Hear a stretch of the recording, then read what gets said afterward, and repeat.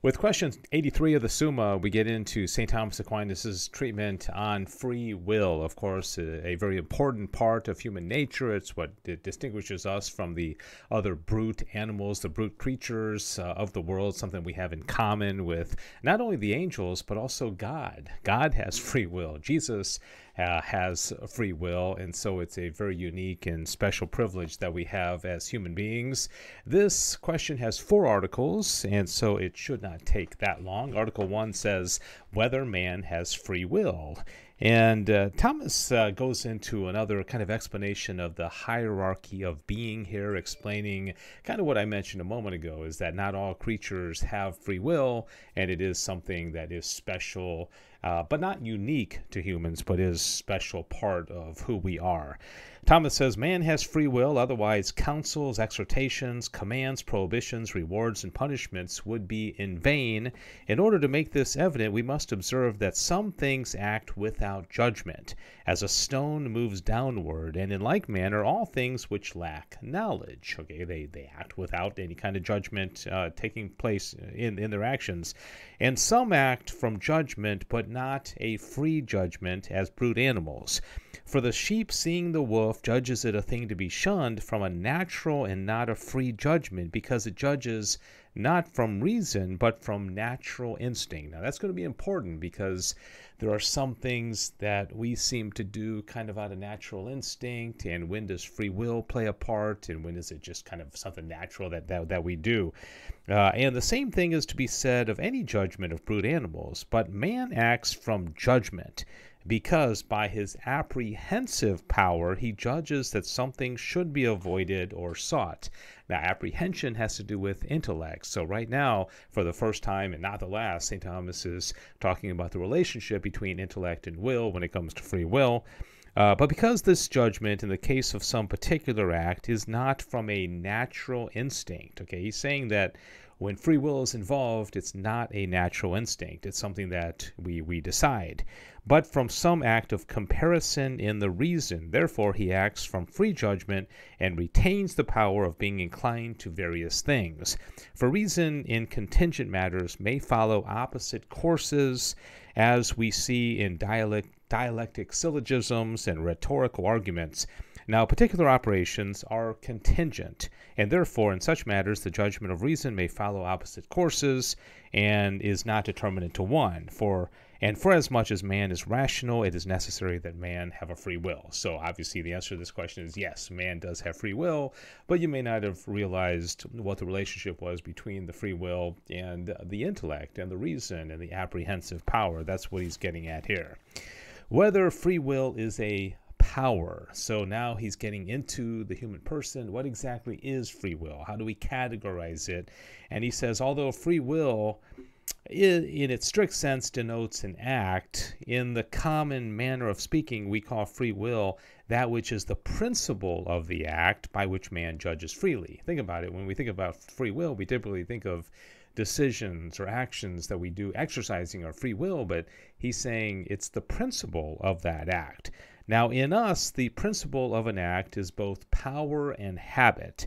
For we say that we know something both by knowledge and by the intellectual power. Therefore, free will must be either a power or a habit, or a power with a habit. That it is neither a habit nor a power together with a habit can be clearly proved in 2 ways. So he's kind of showed his cards here. He's going to say that free will is a power. It's not a habit.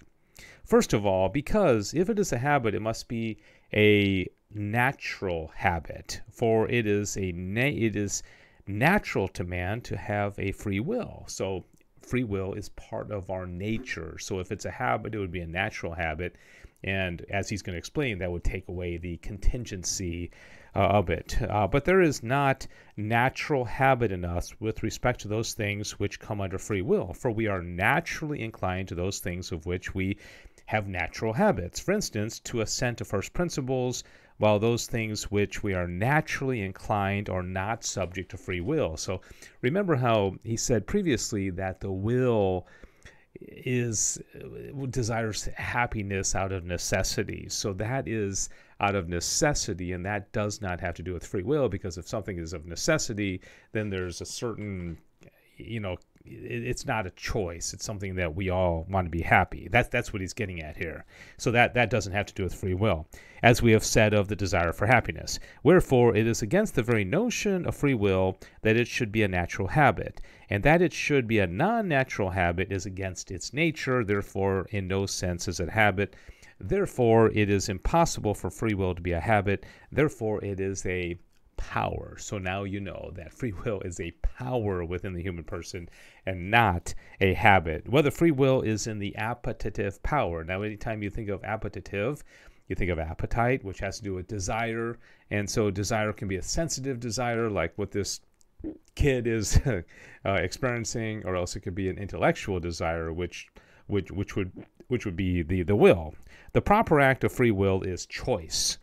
For we say that we have free will because we can take one thing while refusing another, and this is to choose. Therefore, we must consider the nature of free will by considering the nature of choice. Now, two things concur in choice: one on the power of the cognitive power, the other on the part of the appetitive power. Cognitive has to do with reason or intellect. The appetitive has to do with desire, appetite, or will, or sensitive desire, right? On the part of the cognitive power, counsel is required by which we judge one thing to be preferred to another. And on the part of the appetitive power, it is required that the appetite should accept the judgment of counsel. So again, he's talking about this intimate relationship between the intellect and the will, the reason and choice. Okay, it all kind of plays together. Therefore, Aristotle leaves it in doubt whether choice belongs principally to the appetitive or the cognitive power, since he says that choice is either an appetitive intellect or an intellectual appetite. But he inclines it to being an intellectual appetite when he describes choice as a desire proceeding from counsel. So the fact that it's a desire means it's appetitive. And the reason of this is because the proper object of choice is the means to the end. And I will just say that clearly choice is a hot button word in our culture, and it would do us well to understand what St. Thomas Aquinas says about choice and how it's related to our end, to our will, to our intellect, to our reason, to our counsel. Very, very important. And this, as such, is the nature of that good which is called useful. Wherefore, since good as such is the object of the appetite, it follows that choice is principally an act of the appetitive power, and thus free will is an appetitive power. I love saying that word. Article 4, whether free will is a power distinct from the will. Okay, you've got will, you've got free will. Are they the same power? Are they totally different? I love how he goes about this. He says the appetitive power must be proportionate to the apprehensive powers. Okay, will, intellect, right? Now, as on the part of the intellectual apprehension, we have intellect and reason. Now, we've already gone over this, and I'll go ahead and read what he says. So on the part of the intellectual appetite, we have will and we have free will, which is nothing else but the power of choice. And this is clear from their relation to their respective objects and acts. For the act of understanding implies the simple acceptance of something. Okay, so you understand something. Whence we say that we understand first principles, which are known of themselves without any comparison. But to reason, properly speaking, is to come from one thing to the knowledge of another, okay, discursively, coming to know things, putting things together, right? Wherefore, properly speaking, we reason about conclusions which are known from the principles. In like manner, on the part of the appetite, to will implies the simple appetite for something, wherefore the will is said to regard the end, which is desired for itself. But to choose is to desire something for the sake of obtaining something else. So choice is part of the will, but it's the part where we're choosing between options, and the will is directed toward the end. Wherefore, properly speaking, it regards the means to the end. Wherefore, it is evident that as the intellect is to reason, so is the will to the power of choice, which is free will.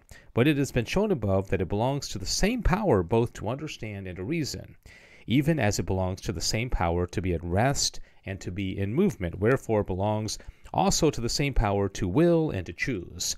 And on this account, the will and the free will are not two powers, but one. Okay, so reason and understanding are one power in the intellect, whereas and will and free will are one power in the appetitive part of the higher part of our the higher part of our soul, which has to do with the will and the free will, and it's all one power, right? Okay, there you go. That was the 4 articles that St. Thomas Aquinas writes about free will in the Summa Theologia. And in the next couple of days, we're going to get into a lot having to do with the way our intellect comes to know things and how our body and our intellect, our mind works together to come to know things. So this would be classic Thomistic epistemology over the next couple of days. God bless you. Thank you for watching and journeying through the Summa with me, one question at a time. St. Thomas Aquinas, pray for us.